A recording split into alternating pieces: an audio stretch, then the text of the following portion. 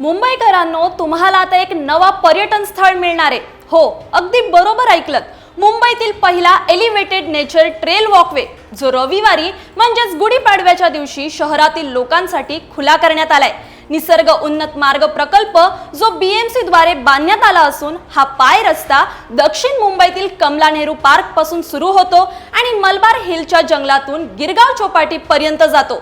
सगळ्यात इंटरेस्टिंग म्हणजे पदपथाचा शेवटचा भाग पर्यटकांना अगदी अरबी समुद्राच्या दृश्याचा आनंद घेण्याची संधी देईल। या ट्रेलला सकाळी 5 ते रात्री 9 या वेळेत तुम्ही भेट देऊ शकतात। तसेच 485 मीटर लांबीच्या या उंच रस्त्यावर समुद्राच्या दृश्यांसाठी एक डेक देखील आहे। आता याची तिकीट किती, ऑनलाईन काढायची की ऑफलाईन, सगळं सांगते। तर सर्वसामान्यांसाठी तिकिटाची किंमत ही 25 रुपये असेल, तर परदेशी पर्यटकांसाठी 100 रुपये, ज्यात पर्यटकांना 1 तासाचा स्लॉट दिला जाईल।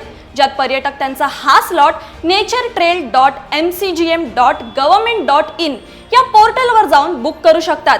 नोंदणी केल्यानंतर ऑनलाईन तिकिटावर एक बारकोड जनरेट केला जाईल, ज्याद्वारे प्रवेश आणि बाहेर पडणे नियंत्रित केले जाईल।